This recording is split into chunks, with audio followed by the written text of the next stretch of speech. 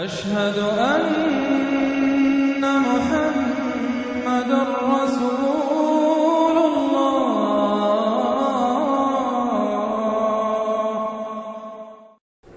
یہ صورتیں ہیں کہ جہاں مکیات ہیں، اب اس کے ساتھ 3 مدنیات ہیں۔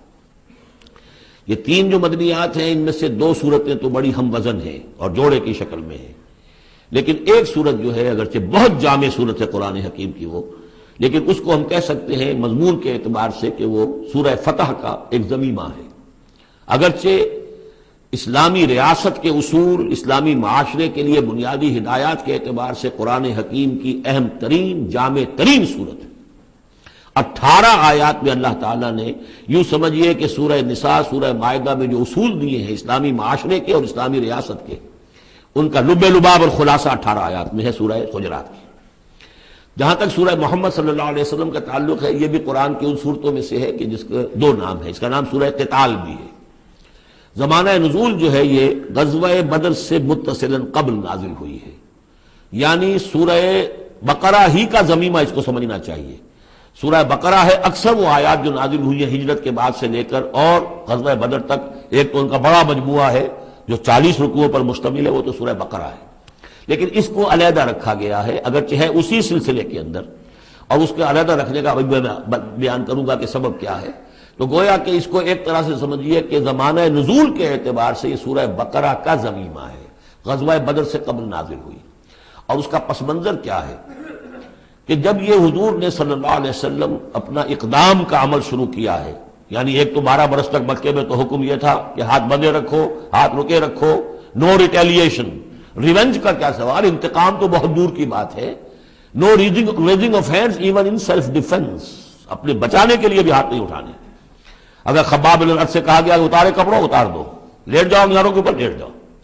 حضرت یاسر کو اور حضرت سمیہ کو اور حضرت عمار کو جو کچھ بھی ایذائیں دے رہا تھا ابو جہل، کسی مسلمان کو اجازت نہیں تھی کہ جا کر اس کا ہاتھ پکڑے، نہیں۔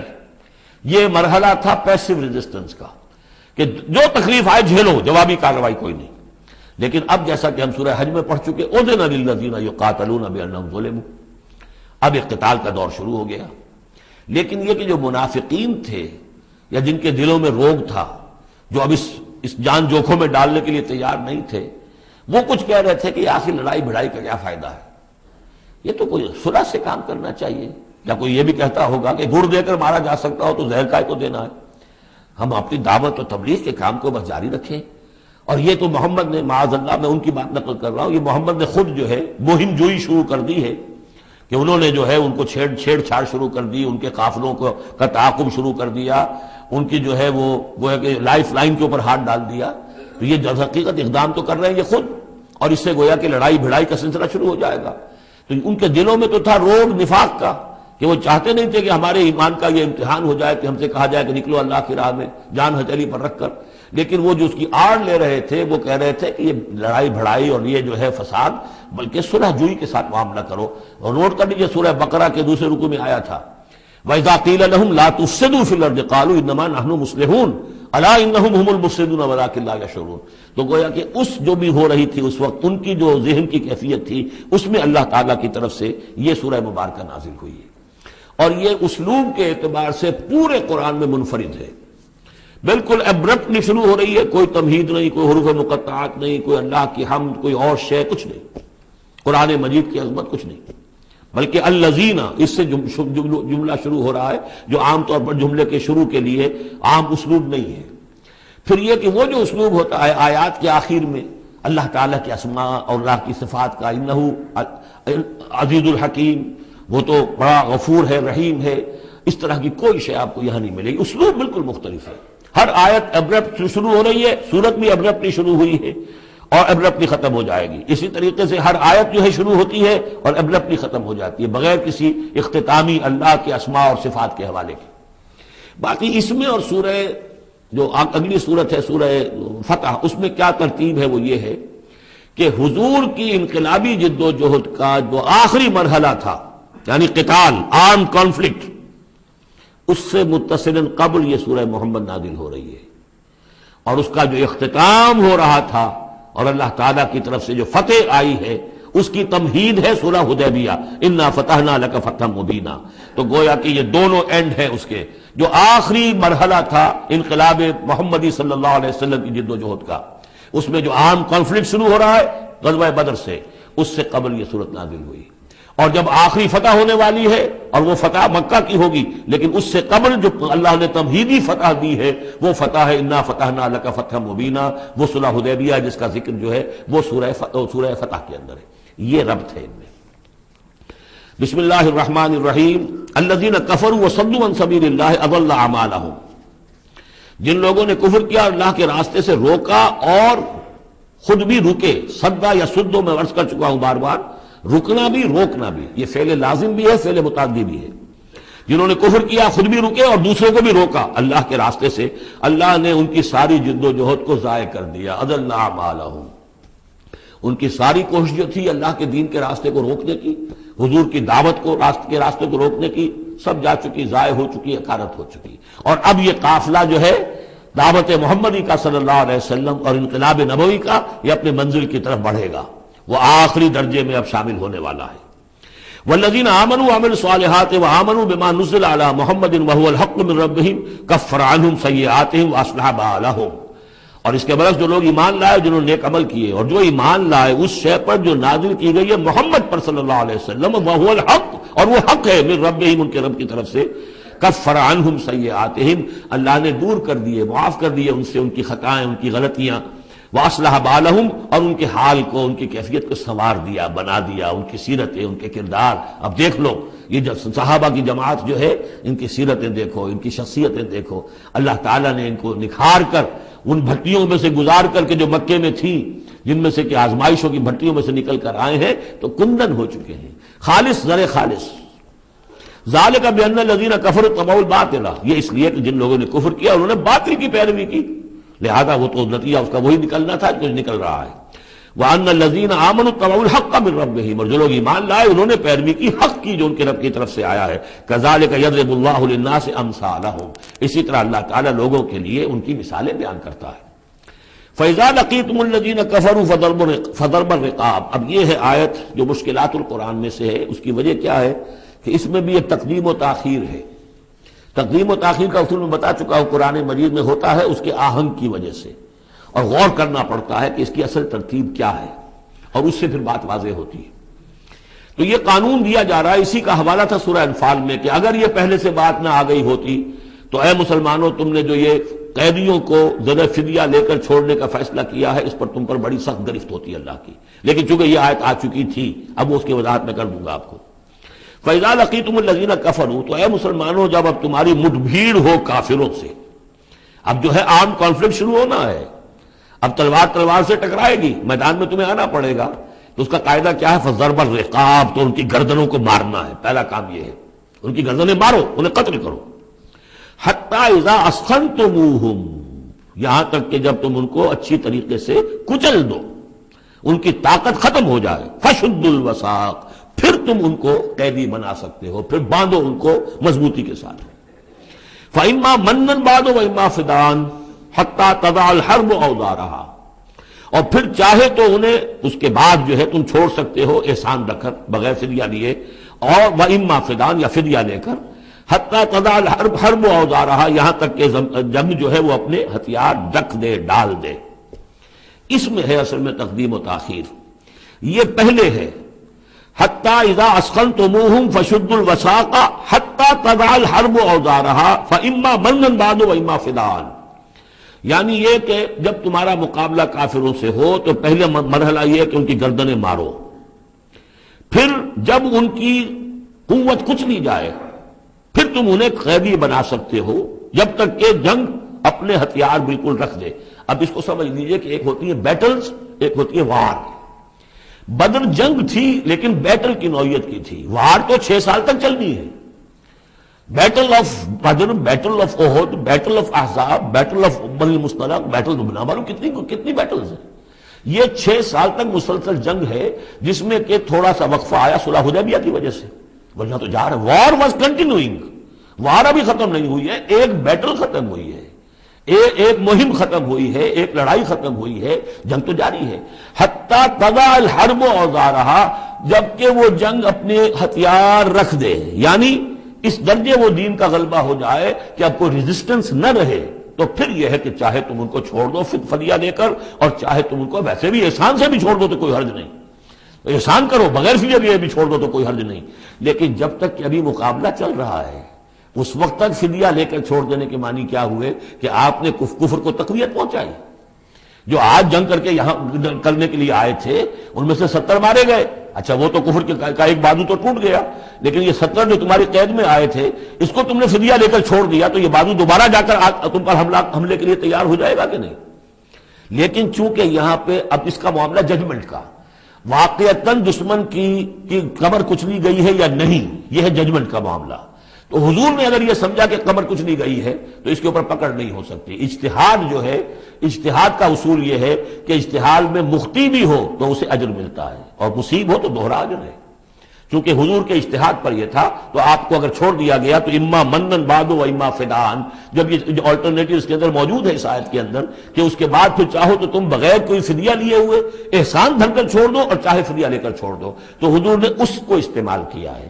اگرچہ اللہ تعالیٰ کے نزدیک ابھی وہ کچھ بھی نہیں گئی تھی کفر کی طاقت، لہذا یہ قبل از وقت ہے جو اجتہاد ہو گیا ہے. اسی لیے کہا کہ اگر یہ آیت نازل نہ ہو چکی ہوتی پہلے تو جو کچھ تم نے کیا ہے اللہ تعالیٰ اس پر تمہاری پکڑ سخت کرتا. میرا خیال ہے میں وہ آیت بھی آپ کو سنائی دوں، اس لیے کہ یہ بہت مشکل مقامات میں سے ہے، بڑی مشکل سے لوگوں کی سمجھ میں آتی ہے. یہ دیکھیے یہ آیت نمبر 67 سے سنا رہا ہوں. ما کان لنبی ان یکون لہ اسرا حتی یسخن فی الارض، وہی لفظ جو یہاں آیا ہے حتی اذا اسخنتموہم حتی یسخن فی الارض. کسی نبی کے لیے یہ روا نہیں ہے کہ وہ کوئی قیدی بنا لے جب تک کہ زمین میں پوری طریقے سے خونریزی نہ ہو جائے اور کفر کو کچل نہ دیا جائے. تریدون عرض الدنیا، تم دنیا کا ساز و سامان چاہتے ہو کہ یہ فدیہ دیں گے رقم آئے گی. واللہ یرید الآخرہ، اللہ کے نگاہوں کے سامنے آخرت ہے. اللہ عزیز الحکیم، اللہ عزیز اور حکیم ہے. لولا کتاب من اللہ سبقا، اگر یہ اللہ کی طرف سے وہ کتاب پہلے آنا چکی ہوتی، حکم، اب یہ کتاب کے معنی پھر وہی حکم ہے یہاں پر، اللہ کی طرف سے پہلے یہ آیت جو ہے جو اس حکم پر مبنی ہے وہ نازل نہ ہو چکی ہوتی، لمسکم فیما اخذتم عذاب عظیم، تو جو کچھ تم نے لیا ہے اس پر تمہارے اوپر بڑی سخت گرفت ہوتی ہے اللہ کی طرف سے. لیکن چونکہ وہ تھی فکلوا مما غنمتم حلالا طیبا، تو جو بھی اب تمہیں غنیمت ملی ہے اسے کھاؤ حلال، اور اس کو حلال اور طیب سمجھتے. یہ ہے اس آیت کا مطلب. جب تمہارا مقابلہ ہو دشمنوں سے تو گردنیں مارنا ہے پہلا کام. پھر جب پوری طرح کچل لو، طاقت کچھ نہیں گئی کفر کی، تو پھر قیدی بھی بناؤ. فشد الوثاق حتی تضع الحرب اوزارہا، جب جنگ بالکل ختم ہو جائے اور گویا کہ وہ ہتھیار ڈال دیے، جنگ نے ڈنگ ڈال دیے، اب کوئی طاقت نہیں رہی کفر میں، پھر تم چاہو تو ان کو فدیہ لے کر چھوڑ دو، چاہو تو بغیر فدیہ کے بھی چھوڑ دو، کوئی بات نہیں، اب کوئی خطرہ نہیں. اس لیے کہ انقلاب آ چکا اور مستحکم ہو چکا، اب ان کے کیے کچھ نہیں ہوگا. حتی تضع الحرب اوزارہا ذالک ولو یشاء اللہ لانتصر منہم، اللہ چاہتا تو خود ہی ان سے بدلہ لے لیتا، ان کفار سے انتقام لے لیتا. ولکن لیبلو بعضکم ببعض، اللہ تعالیٰ چاہتا تو اس 1000 کے لشکر کو آنے واحد میں ختم کر دیتا. لیکن اللہ نے تمہیں موقع دیا، تمہاری آزمائش کی، تمہارے صبر کا امتحان لیا. لیکن اللہ تعالیٰ امتحان لیتا ہے، جانچتا ہے بعض کو بعض کے ذریعے سے. وہ 1000 کے لشکر کے ذریعے سے ان 313 کے استقامت کی، ایمان اور استقامت جو ہے اس کی آزمائش ہو گئی. والذین قتلوا فی سبیل اللہ فلن یضل اعمالہم، اور جو لوگ اللہ کی راہ میں قتل ہو گئے تو اللہ تعالیٰ ان کے اعمال کو ضائع کرنے والا نہیں ہے، ان کے سارے اعمال کا بھرپور اجر انہیں مل جائے گا. سیہدیہم ویصلح بالہم، اللہ تعالیٰ ان کو راہ دے گا، پہنچا دے گا، جنت تک پہنچا دے گا، اور ان کے جو معاملہ ہوگا وہاں پہ ان کے احوال بہت اعلیٰ ہوں گے، بہت عمدہ ہوں گے. وَيُدْخِلُهُمُ الْجَنَّةَ عَرَّفَهَا لَهُمْ، اور داخل کرے گا انہیں اس باغات میں جو پہلے ہی انہیں پہچنوا دی ہے، بتا دیا ہے کہ اس جنت میں کیا کچھ ہوگا، وہ تو ہم بتا چکے ہیں قرآن کے اندر، اس جنت میں داخل کرے گا. یا ایھا الذین آمنوا ان تنصروا اللہ ینصرکم ویثبت اقدامکم، اہل ایمان اگر تم اللہ کی مدد کرو گے تو اللہ تمہاری مدد کرے گا اور تمہارے قدموں کو جما دے گا. یہ بہت اہم قانون ہے اللہ کا. تم اللہ کی مدد کرو گے تو اللہ مدد کرے گا، تم اللہ کے دشمنوں سے پینگے بڑھاؤ، دوستیاں کرو، ان کی وفاداریوں کے دم بھرو، انہیں اپنا سرپرست سمجھو، انہیں اپنا حمایتی اور مددگار سمجھو، اور ساتھ ہی دعا کرو تو دعائے قنوت نازلہ چاہے سال بھر کرتے رہو گے، اللہ نہیں سنے گا تمہاری دعا۔ ڈھاکہ گیا، مشرقی پاکستان گیا، بدترین شکست آ گئی، قنوت نازلہ مکے میں بھی اور مدینے میں بھی پڑھے جا رہے تھے اور پورے پاکستان میں پڑھے جا رہے تھے، اللہ نے نہیں سنی۔ تمہاری دوستیاں کس سے؟ اللہ سے تو ہے نہیں۔ اللہ کے خلاف تو اعلان جنگ ہے، تمہاری ساری معیشت سود پر چل رہی ہے، تم نے اللہ کے باغیوں کو دوست بنایا ہوا، انہیں اپنا سرپرست سمجھتے ہو، انہی کی مدد پر تمہارا جو ہے سارا سہارا بھروسہ ہے۔ آ رہا تھا کوئی جہاز چل کر امریکہ کا، وہ تو نہیں آیا، تو اللہ کیوں سنے گا تمہاری بات؟ ان تنصروا اللہ ینصرکم ویثبت اقدامکم، اگر تم اللہ کی مدد کرو گے، تم اس کے اگر مخلص ہو، فرما بردار ہو، اس کے دین کا جھنڈا لے کر کھڑے ہو گئے ہو، تن من دھن اس کے لیے لگانے کو تیار ہو، اللہ مدد کرے گا اور تمہارے قدم جما دے گا۔ والذین کفروا فتعسل لهم، اور وہ لوگ جنہوں نے کفر کیا ہے ان کے لیے تو پھر ہے ان کو گویا کہ رد کر دینا، راندہ درگاہ کر دیے جائیں گے، وہ کھائیں ٹھوکریں۔ وعد اللہ اعمالہم، اللہ نے ان کے تمام اعمال کو، جد و جہد کو، کوششوں کو بالکل گمراہ کر دیا، یعنی ختم ہو گئی وہ، اور ان کا حاصل کچھ نہ ہوا۔ ذالک بانہم کرہوا ما انزل اللہ فاحبط اعمالہم، اس کی وجہ کیا ہے کہ انہوں نے وہ چیز ناپسند کی جو اللہ نے نازل کی، فاحبط اعمالہم، اللہ نے ان کے تمام نیک اعمال بھی ضائع کر دیے۔ یعنی آخر ان میں ایسے بھی تھے کفار میں سے جو غریبوں کو کھانا کھلا دیتے تھے، جو حاجیوں کی خدمت کرتے تھے اور سمجھتے تھے بڑی نیکی کا کام ہم کر رہے ہیں۔ یہ سورہ توبہ میں ہم پڑھ آئے ہیں، اجعلتم سقایۃ الحاج وعمارۃ المسجد الحرام، ان چیزوں کو تم نے بہت بڑی نیکیاں سمجھ رکھا ہے، لیکن یہ کہ اگر تم نے اللہ کے نازل کیے ہوئے قرآن کو ناپسند کیا ہے تو اللہ نے تمہاری ساری اعمال جو ہے حبس کر دیے۔ افلم یسیروا فی الارض فینظروا کیف کان عاقبۃ الذین من قبلہم، تو کیا یہ زمین میں گھومے پھرے نہیں کہ یہ دیکھتے کہ کیا انجام ہوا ان لوگوں کا جو ان سے پہلے تھے؟ دمر اللہ علیہم، اللہ تعالیٰ نے ان پر ہلاکت کو مسلط کر دیا۔ وللکافرین امثالھا، اور ان کافروں کے لیے بھی ایسے ہی انجام آئیں گے۔ ذالک بان اللہ مولا الذین آمنوا وان الکافرین لا مولا لہم، اور یہ اس لیے کہ اللہ تو مولا ہے، رفیق ہے، پشت پناہ ہے، مددگار ہے اہل ایمان کا، اور یہ کہ کافروں کا کوئی مولا ہے ہی نہیں۔ یہ اصل میں یہیں سے حضور نے پھر وہ نعرہ اخذ کیا تھا جب غزوہ احد میں، جب وقتی طور پر مسلمانوں کی شکست ہو گئی اور حضور بھی اور صحابہ بھی پھر پہاڑ کے اوپر چڑھ گئے احد پر، اور اس کے بعد پھر جو دامن میں کھڑے ہوئے تھے جو کفار کے اس وقت کے سربراہ تھے، اس میں ابو سفیان تھے اور خالد بن ولید جو بعد میں دونوں ایمان لے آئے صحابہ میں سے ہیں۔ تو اس وقت یہ ہے کہ ابو سفیان نے نعرہ لگایا تھا، لنا عزا ولا عزا لکم، ہمارے لیے عزا جیسی دیوی ہے، اس نے ہماری مدد کی ہے، تمہارے لیے تو عزا ہے ہی نہیں۔ تو حضور نے کہا تھا مسلمانوں سے جواب دو، اللہ مولانا ولا مولا لکم، اللہ ہمارا مولا ہے، تمہارا کوئی مولا نہیں۔ اس نے کہا تھا اعلی حبل، لیکن یہ کہ اس کے جواب میں کہا گیا اللہ اکبر، اللہ سب سے اعلیٰ بھی ہے، بڑا بھی ہے۔ تو یہ جو نعرہ ہے کہ اللہ مولانا ولا مولا لکم، ذالک بان اللہ مولا الذین آمنوا وان الکافرین لا مولا لہم، ان اللہ یدخل الذین آمنوا وعملوا الصالحات جنات تجری من تحتها الانہار، یقیناً اللہ تعالیٰ داخل کرے گا ان لوگوں کو جو ایمان لائے، جن نے نیک عمل کیے، ان باغات میں جن کے دامن میں ندیاں بہتی ہوں گی۔ والذین کفروا یتمتعون ویاکلون کما تاکل الانعام، اور وہ لوگ جو کفر کر رہے ہیں وہ کھا پی رہے ہیں، عیش اڑا رہے ہیں دنیا میں، کھا رہے ہیں جیسے کہ حیوانات بھی کھاتے ہیں۔ والنار مثوی لکم، لیکن یہ کہ بالآخر ان کا ٹھکانہ جو ہے وہ آگ ہے۔ وَكَأَيٍّ مِّن قَرْيَةٍ هِيَ أَشَدُّ قُوَّةً مِّن قَرْيَتِكَ الَّتِي أَخْرَجَتْكَ، اور اے نبی کتنی ہی بستیاں ایسی گزری ہیں کہ جو اس بستی سے کہیں زیادہ قوت میں تھیں جس نے آپ کو نکلنے پر مجبور کیا ہے۔ مکے سے بڑے بڑے شہر تھے، ان سے بڑی اس کی جو ہے قوتیں تھیں، بڑی طاقتور قومیں وہاں رہتی تھیں۔ تو یہ جو بستی جس نے کہ آپ کو وہاں سے نکلنے پر مجبور کیا ہے، اس سے کہیں زیادہ بڑی جو بستیاں تھیں انہیں ہم نے ہلاک کیا۔ اہلکناہم فلا ناصر لہم، ان کو ہم نے ہلاک کر دیا اور ان کا کوئی مددگار نہ ہوا۔ افمن کان علی بینۃ من ربہ کمن زین لہ سوء عملہ، تو بھلا وہ شخص جو اپنے رب کی طرف سے بینہ پر ہے، اس کی سرشت اور اس کی فطرت نیک ہے، اور پھر یہ کہ اس کو اللہ تعالیٰ نے جو ہدایت دی ہے وہ اس پر قائم ہے، کمن زین لہ سوء عملہ، کیا وہ اس جیسا ہو جائے گا کہ جس کے اعمال اس کے لیے مزین کر دیے گئے ہیں، برے اعمال اس کے، لیکن اسے محسوس ہوتا ہے کہ بڑے شاندار میرے اعمال ہیں، میری تہذیب۔ طریقتکم المثلی، تمہارا کلچر بہت اعلیٰ کلچر، مثالی کلچر، واتبعوا اہواءہم، اور انہوں نے پیروی کی ہے اپنی خواہشات کی۔ ان دونوں میں ظاہر بات ہے کہ مساوات نہیں ہو سکتی۔ وہ جو اللہ کی طرف سے بینہ پر ہے وہ کامیاب ہونے والے ہیں، اور یہ لوگ جو اپنی خواہشات کی پیروی کر رہے ہیں ناکام ہونے والے ہیں۔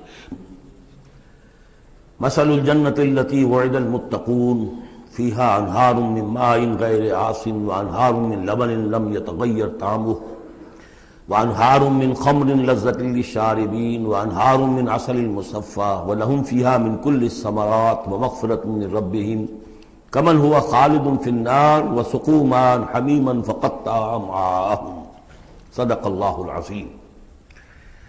مثال اس جنت کی جس کا وعدہ کیا گیا ہے متقیوں سے، اس میں نہریں ہیں پانی کی جن میں کوئی بو نہیں، اور نہریں ہیں دودھ کی جس کا ذائقہ تبدیل نہیں ہوتا، وانہار من خمر، اور ایسی شراب کی نہریں کہ جو لذت والی ہے پینے والوں کے لیے، وانہار من عسل مصفی، اور نہریں ہیں ایسے شہد کی جس کو صاف کیا جا چکا ہو، جھاگ اتارا جا چکا ہو، وَلَهُمْ فِيهَا مِنْ كُلِّ الثَّمَرَاتِ، اور پھر مزید برآں ان کے لیے ہوں گے وہاں تمام میوے، تمام پھل، وَمَغْفِرَةٌ مِّن رَبِّكُمْ، اور مغفرت ہوگی ان کے رب کی طرف سے۔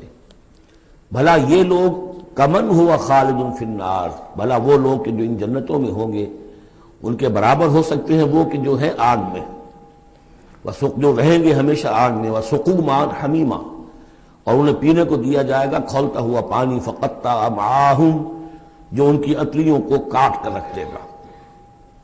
وَمِنْهُمْ مَنْ يَسْتَمِعُ إِلَيْكَ، اب یہاں سے جو اصل مضمون اس سورہ مبارکہ کا ہے، جو میں پہلے عرض کر چکا ہوں کہ قتال سے جو طبیعت اب گھبرا رہی تھی کچھ لوگوں کی، خاص طور پر جن کے دلوں میں رعب تھا، منافقت تھی، ان کی کیفیت ہے جو اس سورہ مبارکہ میں بڑی تفصیل سے آئے گی۔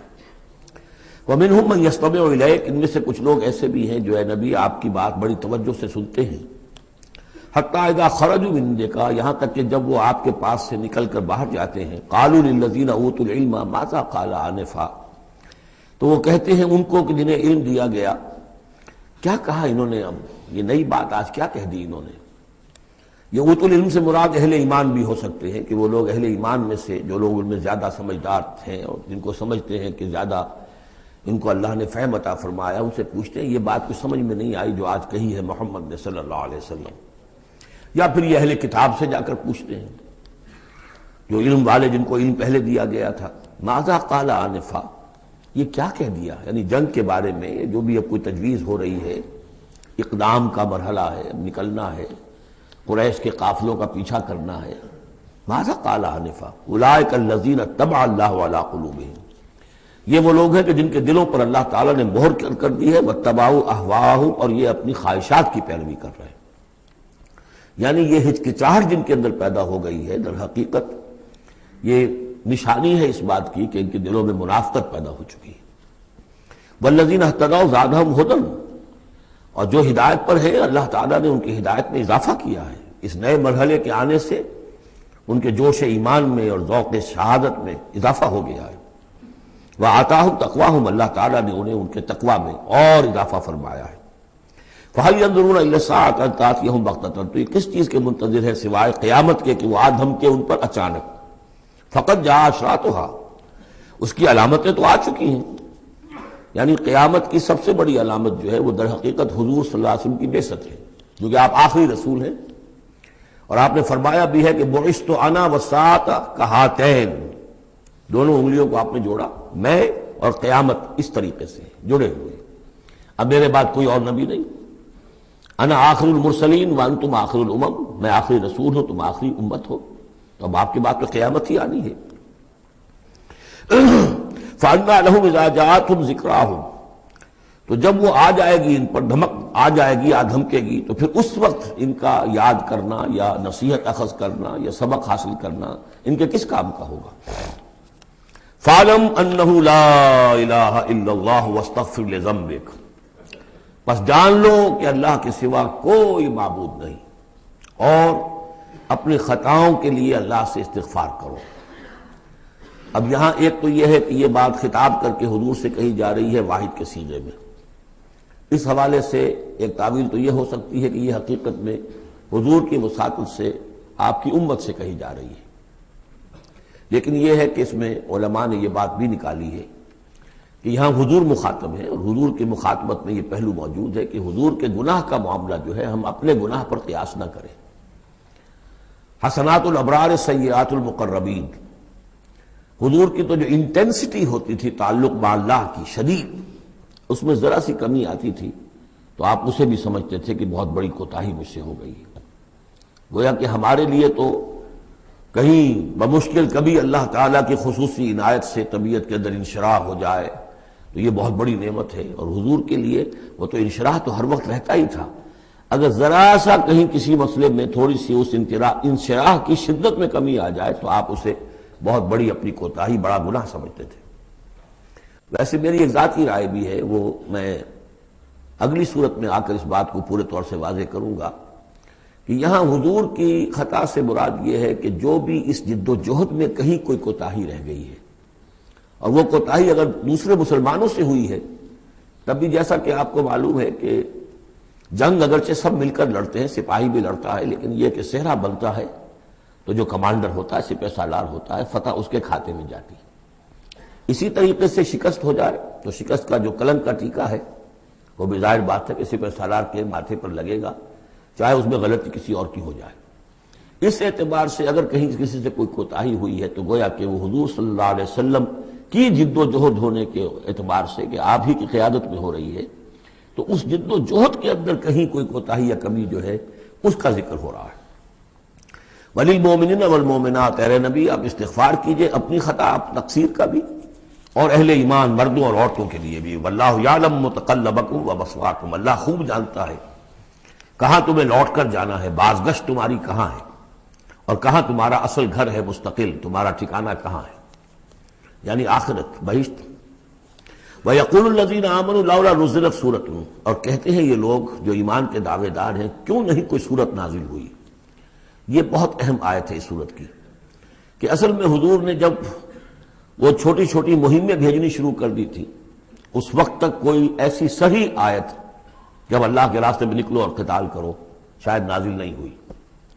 اذن کے درجے میں تو بات آ گئی کہ سورہ حج کے اندر آیت نازل ہو گئی تھی، لیکن سورہ حج کو بھی بعض حضرات چونکہ مدنی سمجھتے ہیں تو ہو سکتا ہے وہ بھی اس کے بعد نازل ہوئی ہو، اگر وہ رائے صحیح ہو۔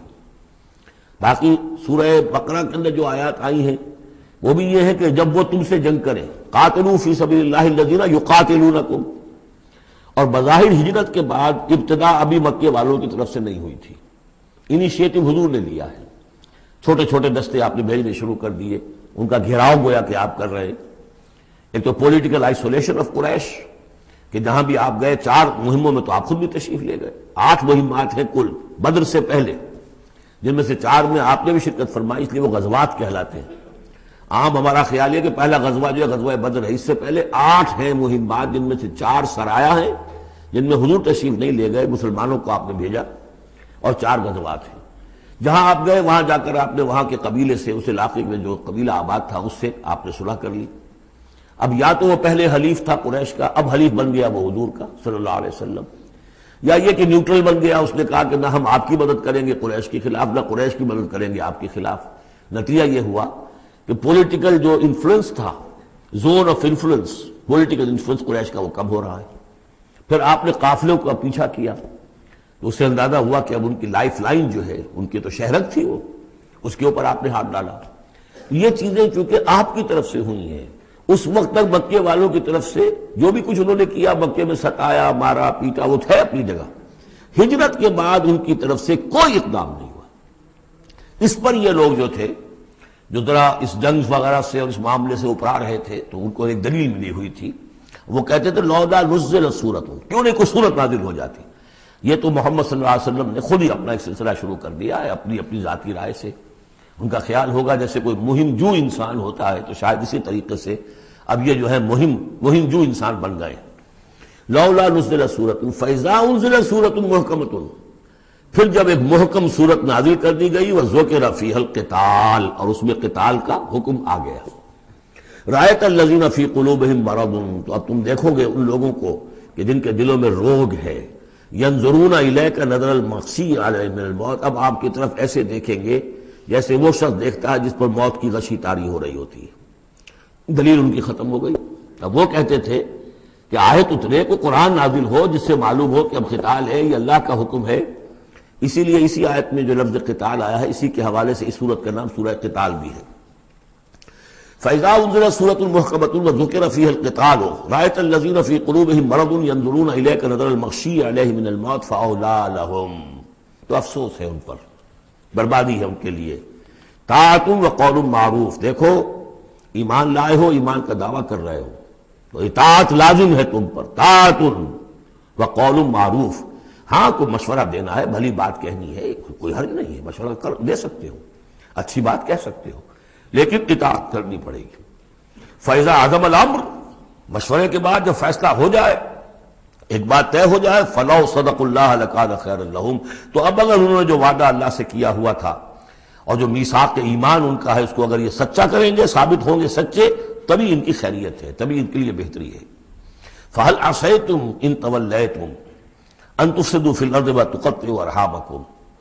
اس آیت کے دو ترجمے کیے گئے ہیں، پہلے میں وہ ترجمہ کر رہا ہوں کہ جو شیخ الہند کا بھی ہے اور مجھے اسی سے اتفاق ہے، کہ تم ذرا سوچو، اگر جس حال میں اس وقت تم ہو، اگر تمہیں حکومت مل جائے، تم والی بن جاؤ، تمہیں یہاں اقتدار مل جائے اس جزیرہ نما عرب میں، تو تمہاری ابھی چونکہ پوری تربیت نہیں ہوئی ہے، خاص طور پر ظاہر بات ہے کہ جو انصار مدینہ تھے ابھی ایمان لائے تھے، ان کی تربیت تو نہیں ہوئی، ان میں ایک بڑی تعداد ایسے لوگوں کی بھی شامل تھی، آپ کو معلوم ہے کہ جو منافق تھے، آخر غزوہ احد میں 1/3 نفری جو ہے وہ نکل کر چلی گئی تھی، تو معلوم ہوا کہ اس میں اتنی بڑی تعداد میں منافق بھی تھے۔ اگر اس حال میں تمہیں کہیں حکومت مل جائے تو تم کیا کرو گے؟ تفسدوا فی الارض، زمین میں فساد مچاؤ گے، وتقطعوا ارحامکم، اور اپنے رحمی رشتے کاٹو گے۔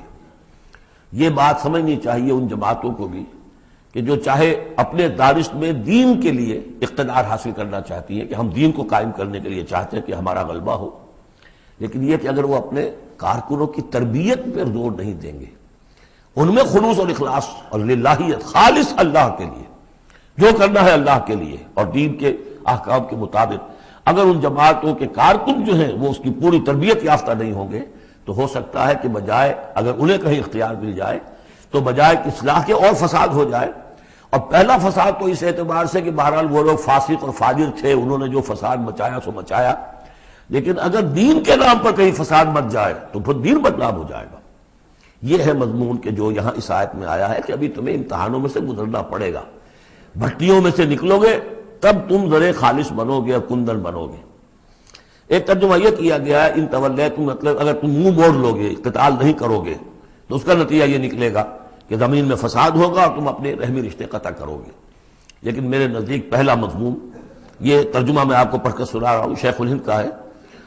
پھر تم سے یہ بھی توقع ہے کہ اگر تم کو حکومت مل جائے تو خرابی ڈالو ملک میں اور قطع کرو اپنی قرابتیں، مجھے اسی سے اتفاق ہے۔ اولئک الذین لعنہم اللہ فاصمہم واعمی ابصارہم، یہ وہ لوگ ہیں کہ جن پر اللہ تعالیٰ نے لعنت کی ہے اور انہیں بہرا بھی کر دیا ہے اور ان کی نگاہوں کو اندھا کر دیا ہے۔ افلا یتدبرون القرآن ام علی قلوب اقفالها، کیا یہ قرآن پر تدبر نہیں کرتے؟ قرآن پر تدبر کریں، اس کے بین السطور بھی تو پڑھیں۔ غلبہ دین کی جد و جہد میں یہ سارے مراحل آنے والے ہیں، یہ تو ان سے پہلے کہہ دیا گیا تھا، سورہ عنکبوت میں آ چکا تھا۔ احسب الناس ان یترکوا ان یقولوا آمنا وهم لا یفتنون، کیا لوگوں نے یہ سمجھا تھا کہ صرف یہ کہنے سے کہ ہم ایمان لائے انہیں چھوڑ دیا جائے گا اور بخش دیا جائے گا اور انہیں آزمایا نہیں جائے گا؟ وَلَقَدْ فَتَنَّا الَّذِينَ مِن قَبْلِهِمْ فَلَيَعْلَمَنَّ اللَّهُ الَّذِينَ صَدَقُوا وَلَيَعْلَمَنَّ الْكَاذِبِينَ، ہم نے تو ہمیشہ جو بھی ان سے پہلے تھے ان کو بھی آزمایا ہے، اور اللہ تو صاف کھول دے گا، واضح کر دے گا کہ کون حقیقت میں سچے مومن ہیں اور کون جھوٹ موٹ کے مومن بنے ہوئے ہیں۔ اور اسی صورت میں آگے بھی آ گیا فَلَيَعْلَمَنَّ اللَّهُ الَّذِينَ آمَنُوا وَلَيَعْلَمَنَّ الْمُنَافِقِينَ، اللہ تو بالکل دودھ کا دودھ پانی کا پانی جدا کر دے گا کہ اللہ تعالیٰ کھول دے گا کہ کون واقعی مومن اور کون منافق ہے۔ تو کیا یہ لوگ قرآن پر تدبر نہیں کرتے یا ان کے دلوں پر قفل پڑ چکے ہیں؟ ان الذین ارتدوا علی ادبارہم من بعد ما تبین لہم الہدی، یقیناً وہ لوگ جو اپنی پیٹھوں کے بل مڑ جائیں گے اس کے بعد کہ ان پر ہدایت واضح ہو چکی ہو۔ الشیطان سول لہم، شیطان نے در حقیقت ان کے لیے یہ مرحلہ ارتداد کا اور پیچھے مڑ جانے کا آسان کر دیا ہے۔ واملی لہم، اور ان کو بڑی طول عمل کے اندر پھنسا دیا ہے، لمبے لمبے ان کی امیدیں ہیں دنیا کے اندر. ظاہر بات ہے دنیا میں بڑے بڑے نقشے بنا رکھے ہیں، تو اب یہ میدان جنگ میں جاتے ہوئے تو انسان کترائے گا. ذالک بانہم قالوا للذین کرہوا ما نزل اللہ سنطیعکم فی بعض الامر. یہ اس لیے ہے کہ انہوں نے کہا ان لوگوں سے جنہیں ناپسند ہے وہ شے جو اللہ نے نازل کی. اللہ نے قرآن نازل کیا، یہ ناپسند کس کو تھا؟ قریش کو تھا، کفار کو اور یہود کو. تو یہ لوگ یہ ایمان تو لے آئے تھے، لیکن یہ کہ ان کے اندر وہ روگ تھا، دلوں میں وہ مرض تھا، وہ نفاق کی بیماری جڑ پکڑ چکی تھی. وہ یہ کہتے تھے ذالک بانہم قالوا للذین کرہوا ما نزل اللہ، جن لوگوں کو یہ اللہ کے اتاری ہوئی کتاب اور اللہ کے اتارے ہوئے احکام پسند نہیں آتے، ان سے جا کر ان کا سنطیعکم فی بعض الامر. تو دیکھیے ہم اگرچہ ایمان تو لے آئے ہیں، محمد کی بات تو ہمیں ماننی ہے، لیکن ہم آپ کی بھی اطاعت جاری رکھیں گے. کچھ چیزوں کے اندر آپ کی بات پر ہم عمل کریں گے، آپ کا حکم مانیں گے. آپ یہ نہ سمجھیے کہ ہم نے آپ سے اپنا رشتہ بالکل توڑ لیا. منافق اسی کو کہتے ہیں کہ جس نے دونوں کے ساتھ جوڑا رکھنے کی اپنے آپ کو کوشش کی. مذبذبین بین ذلک لا الہ الا ولا الہ الا. ان کے پاس جاتے تو کہتے ہیں، اہل ایمان کے پاس آتے تو کہتے ہیں ہم ایمان لے آمنا. وَإِذَا خَلَوْا إِلَىٰ شَيَاطِينِهِمْ قَالُوا إِنَّمَا كَانُوا نَسْتَهْزِئُونَ إِنَّمَا نَحْنُ مُسْتَهْزِئُونَ وَاللَّهُ يَعْلَمُ إِسْرَارَهُمْ. اور اللہ تعالیٰ کو خوب معلوم ہے جو کچھ کی یہ خفیہ باتیں کرتے ہیں جا کر. فَكَيْفَ إِذَا تَوَفَّتْهُمُ الْمَلَائِكَةُ يَضْرِبُونَ وُجُوهَهُمْ وَأَدْبَارَهُمْ. تو کیا حال ہوگا ان کا جب کہ ان کی جانیں قبض کریں گے فرشتے، ان کے چہروں پر ضرب لگاتے ہوئے، ان کی پیٹھوں کے اوپر ضرب لگاتے ہوئے. ذالک بانہم اتبعوا ما اسخط اللہ. یہ اس لیے کہ انہوں نے پیروی اس چیز کی جو اللہ کو ناپسند ہے. وکرہوا رضوانہ، اور ناپسند کیا انہوں نے اللہ کی رضا کو. فاحبط اعمالہم، تو اللہ نے ان کے سارے اعمال اکارت کر دیے، حبط کر دیے. یعنی اب تک انہوں نے حضور کے پیچھے نمازیں جو پڑھی ہیں اور جو بھی کوئی نیکیاں کی ہیں، اب جب مرحلہ آ گیا ہے قتال کا اور یہ جی چرا رہے ہیں، تو گویا کہ وہ سارے ان کے اب تک کے جو اعمال ہیں وہ حبط ہو جائیں گے. ام حسب الذین فی قلوبہم مرض ان لن یخرج اللہ اضغانہم. کیا سمجھا تھا ان لوگوں نے کہ جن کے دلوں میں یہ روگ ہے کہ اللہ تعالیٰ ان کے کھوٹ کو ظاہر نہیں کرے گا؟ وہ اپنے کھوٹ کو اندر جو نفاق کی بیماری لیے پھرتے ہیں اس کو چھپائے رکھ سکیں گے؟ انہوں نے یہ سمجھا تھا. اللہ تعالیٰ نے تو اسے واضح کرنا تھا. فَلَيَعْلَمَنَّ اللَّهُ الَّذِينَ آمَنُوا وَلَيَعْلَمَنَّ الْمُنَافِقِينَ. تو ام حسب الذین فی قلوبہم مرض ان لن یخرج اللہ اضغانہم.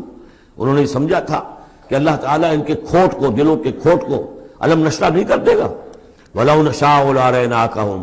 اور اگر ہم چاہیں تو اے نبی آپ کو دکھا دیں کہ یہ ہیں وہ لوگ. فَلَعَرَفْتَهُمْ بِسِيمَاهُمْ. آپ ان کے چہروں سے انہیں خود ہی پہچان لیں گے. ظاہر بات ہے کہ ایک صادق الایمان شخص کا چہرہ اور ایک منافق کا چہرہ، انسان کے قلب کی کیفیت جو ہوتی ہے وہ تو چہرے کے اوپر جو ہے، face is the index of mind, ذہنی کیفیت جو ہے، قلب کی کیفیت جو ہے چہرے پر ہوتی ہے. فَلَعَرَفْتَهُمْ. تو آپ پہچان ہی چکے ہیں انہیں ان کے چہروں سے. وَلَتَعْرِفَنَّهُمْ فِي لَحْنِ الْقَوْلِ. اور مزید آپ پہچان لیں گے انہیں ان کی گفتگو کے ڈھب سے، انداز سے. گفتگو میں بھی ظاہر بات ہے کچھ چاپلوسی کریں گے، کچھ ہیر پھیر ڈالیں گے. ایک مخلص آدمی کی گفتگو اور ایک اس طرح کے شخص کی گفتگو زمین و آسمان کا فرق ہوتا ہے. واللہ یعلم اعمالکم. اللہ تمہارے اعمال کو خوب جانتا ہے. وَلَنَبْلُوَنَّكُمْ حَتَّى نَعْلَمَ الْمُجَاهِدِينَ مِنْكُمْ وَالصَّابِرِينَ. اور ہم تو لازماً آزمائیں گے تمہیں، یہاں تک کہ ہم، ترجمہ تو ہوگا ہم معلوم کر لیں، ہمیں علم ہو جائے. لیکن چونکہ اہل سنت کا عقیدہ یہ کہ اللہ کا علم تو قدیم ہے، تو یہاں ہم اس کی ترجمانی کرتے ہوئے کہتے ہیں ہم ظاہر کر دیں گے اس کو تاکہ سب کے علم میں آ جائے، سب دیکھ لیں. ہم آزمائیں گے تمہیں یہاں تک کہ سب دیکھ لیں کہ مجاہدین کون ہیں تم میں سے. حتی نعلم المجاہدین منکم والصابرین. اور وہ جو صبر کرنے والے ہیں. وَنَبْلُوَ أَخْبَارَكُمْ. اور ہم تمہارے سارے حالات کی پوری طریقے سے تحقیق کر لیں. یہ تقریباً سمجھیے کہ وہ آیت جو آئی تھی سورہ بقرہ میں، وَلَنَبْلُوَنَّكُمْ بِشَيْءٍ مِّنَ الْخَوْفِ وَالْجُوعِ وَنَقْصٍ مِّنَ الْأَمْوَالِ وَالْأَنفُسِ وَالثَّمَرَاتِ. ابھی وہاں چونکہ قتال کا حکم نہیں آیا تھا اس لیے وہاں پر ابھی جنگ کا تذکرہ نہیں تھا. یہ تو تھا کہ ہم تمہیں آزمائیں گے بھوک سے اور جانی اور مال کے نقصان سے اور ثمرات کے ضیاع سے. لیکن یہاں اسی آیت کو ایکسٹینشن سمجھیے، وَلَنَبْلُوَنَّكُمْ حَتَّى نَعْلَمَ الْمُجَاهِدِينَ مِنْكُمْ وَالصَّابِرِينَ.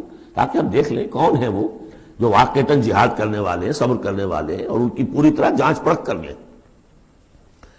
ان الذين كفروا وصدوا عن سبيل الله وشاقوا الرسول من بعد ما تبين له الهدى لن يضروا الله شيئا، یقیناً وہ لوگ جنہوں نے کفر کیا اور جو روکتے رہے لوگوں کو بھی اللہ کے راستے سے اور اللہ کی اور اس کے رسول کی مخالفت میں سرگرم رہے، زدم زدہ میں پڑ گئے، من بعد ما تبین لهم الهدى، اس کے بعد کہ ان کے لیے ہدایت واضح ہو چکی تھی، لن يضروا الله شيئا، وہ اللہ کا کچھ نہیں بگاڑ سکیں گے، وسيحبط اعمالهم، اللہ تعالیٰ ان کے اعمال کو بھی حبط کر دے گا۔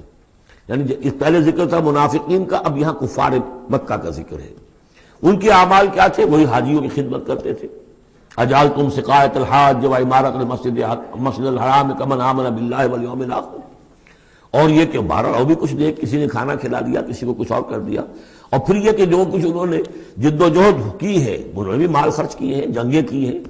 بدر میں آئے تھے تبھی تو بہت سے لوگوں نے کفار نے انفاق کیا تھا، تبھی تو ساز و سامان تیار ہوا تھا، 900 اونٹ لے کر نکلے تھے، روزانہ ایک دن 10 ایک دن 9 اونٹ تو ذبح ہو رہے تھے وہ فوج کو جو کھانا کھلانے کے لیے، تو آخر لوگوں نے کنٹریبیوٹ کیا تھا، تو یہ سارے اعمال ان کے اکارت چلے گئے۔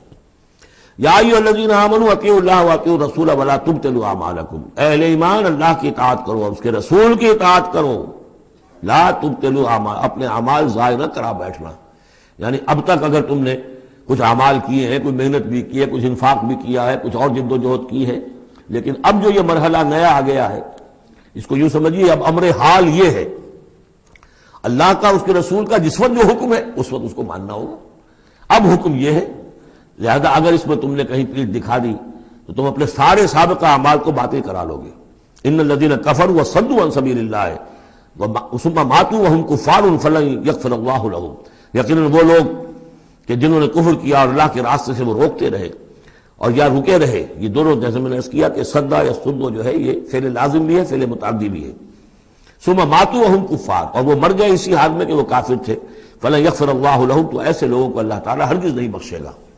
فلا تہنوا، تو اے مسلمانوں تم ڈھیلے نہ پڑو، بودے پن کا مظاہرہ نہ کرو، وتدعوا الی السلم، سیدھا سلم میں، اور تم جو اب یہ کہہ رہے ہو صلح کی بات ہونی چاہیے اور سلامتی کی بات ہونی چاہیے اور خام خواہ کی لڑائی جھگڑا جو ہے اس سے کیا حاصل ہے، یہ جو تم کر رہے ہو یہ نہ کرو۔ فلا تہنوا وتدعوا الی السلم، بلکہ اب جو مرحلہ آ گیا ہے اب تو سرفروشی کا مرحلہ آ گیا ہے، وانتم الاعلون، اور گھبراؤ نہیں، تم ہی سب سے اونچے رہو گے، سربلند رہو گے، غالب ہوگے۔ واللہ معکم، اللہ تمہارے ساتھ ہے، اس کی مدد تمہارے شامل حال ہے۔ ولن یترکم اعمالکم، اللہ تعالیٰ تمہارے اعمال ضائع نہیں کرے گا۔ انما الحیات الدنیا لعب و لہو، یہ دنیا کی زندگی تو کھیل ہے اور کچھ جی کا بہلانا ہے، اس کے سوا کیا ہے؟ آخرت کے مقابلے میں تو یہ دھوکے کا سامان ہے، دھوکے کی ٹٹی ہے۔ وما الحیات الدنیا الا متاع الغرور وان تؤمنوا وتتقوا یؤتکم اجورکم، اگر تم ایمان لاؤ، ایمان پر قائم رہو اور اپنے رب کا تقوی اختیار کیے رکھو، اللہ تعالیٰ تمہیں دے گا تمہارے بدلے، تمہارے اجر۔ ولا یسألکم اموالکم، اور وہ تم سے تمہارے مال نہیں مانگتا، مطلب یہ کہ سارے مال نہیں مانگتا یا تم سے زبردستی مال نہیں مانگتا۔ دیکھیے دونوں چیز ذہن میں رکھیے، اللہ مال تو مانگتا ہے، من ذا الذی یقرض اللہ قرضا حسنا، کون ہے جو اللہ کو قرض حسنا دیتا ہے؟ کتنی مرتبہ کہا اللہ کی راہ میں انفاق کرو، اللہ کی راہ میں انفاق کرو۔ سورہ بقرہ میں ہم پڑھ چکے ہیں، انفقوا فی سبیل اللہ ولا تلقوا بایدیکم الی التہلکہ، اللہ کی راہ میں خرچ کرو، لگا دو، اپنے آپ کو اپنے ہاتھوں ہلاکت میں مت ڈالو۔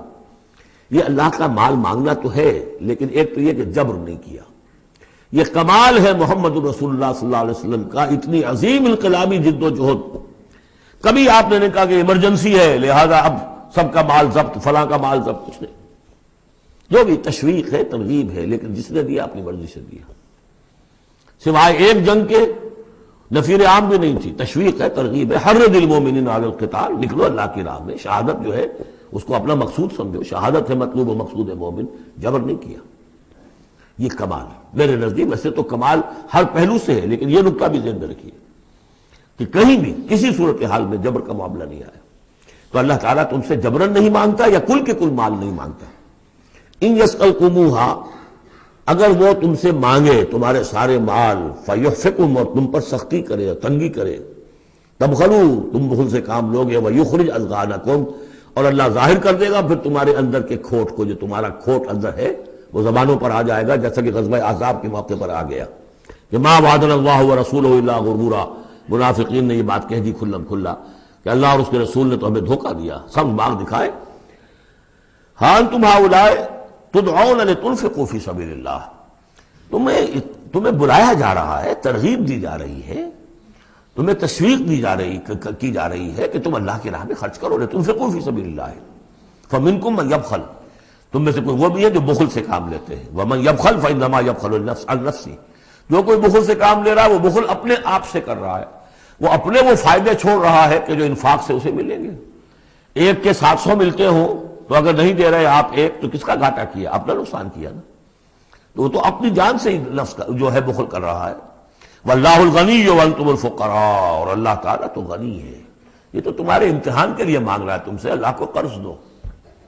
اللہ تعالیٰ تم سے صدقات بھی قبول کر لیتا ہے، وَيَقْبَلُ الصَّدَقَاتِ، صدقات قبول کر لیتا ہے، یہ اللہ تعالیٰ کی طرف سے تمہارے لیے تمہارا اعزاز ہے، اکرام ہے۔ واللہ الغنی، حالانکہ وہ غنی ہے، وَأَنْتُمُ الْفُقَرَاءُ، اور محتاج اصل میں تم ہو۔ وَإِن تَتَوَلَّوْا، یہ آیت بڑی فیصلہ کن ہے، ان تتولوا، اگر تم پیٹھ پھیر لوگے، یستبدل قوما غیرکم، تو تمہیں ہٹا کر کسی اور قوم کو لے آئے گا، ثم لا یکونوا امثالکم، پھر وہ تمہاری طرح کے نہیں ہوں گے۔ اب یہ ہو سکتا ہے کہ اس کا اطلاق جو ہے اس وقت کے کچھ لوگوں پر بھی ہوا ہو کہ جنہوں نے منافقت کی بنا پر پیٹھ موڑ لی، اللہ نے اپنے نبی کے لیے ان سے زیادہ جو ہے جانثار قسم کے اہل ایمان جو ہے وہ فراہم کر دیے۔ لیکن یہی آیت جو ہے اس اعتبار سے کہ حضور کی بعثت اصلی، بعثت خصوصی امیین کے لیے تھی، بنی اسماعیل اور عرب کے مشرکین جو ان کے تابع تھے، ان کے لیے یہ کہ یہ بات ان سے کہی جا رہی ہے کہ اب تمہیں سے امت بنی ہے، امت المسلمہ کن سے بنی ہے؟ اس کا نیوکلیس اہل عرب، وہی امت عرب کے لوگ۔ اگر یہ مشن جو تمہارے حوالے ہوا ہے، کذالک جعلناکم امۃ وسطا لتکونوا شہداء علی الناس ویکون الرسول علیکم شہیدا، اگر تم نے اس مشن سے منہ موڑ لیا تو اللہ تمہیں ہٹائے گا، معزول کر دے گا، کسی اور قوم کو لے آئے گا۔ چنانچہ میرے نزدیک اس آیت کا ظہور ہوا ہے بتمام و کمال 13ویں صدی عیسوی میں، جبکہ اللہ تعالیٰ نے عربوں کو امت مسلمہ کی قیادت سے معزول کر دیا۔ 1258 عیسوی میں سقوط بغداد ہوا، ہلاکو کے ہاتھوں جو مسلمانوں پر تاتاریوں کے ہاتھوں بیتی ہے، کروڑوں مسلمان قتل ہوئے اس وقت، معمولی نہیں۔ اور آخری خلیفہ بنو عباس کا، اس کو کھینچ کر محل سے گھسیٹ کر باہر نکالا گیا، جانور کی ایک کھال میں لپیٹ کر تاتاریوں نے اپنے گھوڑوں کے سموں تلے اسے کچل دیا۔ وہ گویا کہ عربوں کا معزول ہونا تھا امت مسلمہ کی قیادت سے۔ اس کے بعد کچھ عرصہ گزرا ہے، لیکن پھر اللہ نے وہ ایک معجزہ دکھایا کہ انہی تاتاریوں میں سے کتنی قومیں ایمان لے آئیں۔ ہے آیا فتنہ تاتار کے افسانے سے، پاسباں مل گئے کعبے کو صنم خانے سے۔ پھر وہی تاتاری تھے جن میں سے ترکان تیموری نکل آئے، ترکان صفوی نکل آئے، ترکان سلجوقی ان سے بھی پہلے آ چکے تھے، اور ترکان عثمانی، پھر گریٹ آٹومان امپائر، پھر خلافت بھی اللہ نے پھر وہاں منتقل کر دی۔ 400 برس تک خلافت جو ہے وہ بھی ترکان عثمانی کے پاس رہی۔ ان تتولوا یستبدل قوما غیرکم ثم لا یکونوا امثالکم۔ صدق اللہ العظیم۔